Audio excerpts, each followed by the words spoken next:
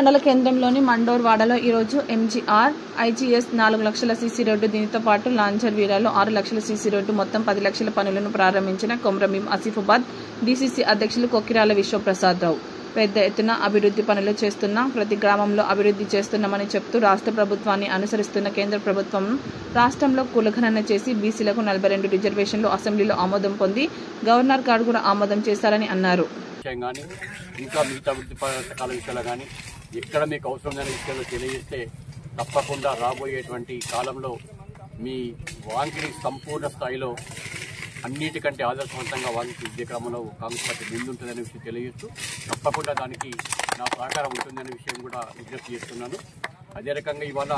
మనం 85 కోట్లతో అభివృద్ధి పనే కాకుండా ఇవాళ దాదాపుగా వాంకిడి పట్టణానికి 32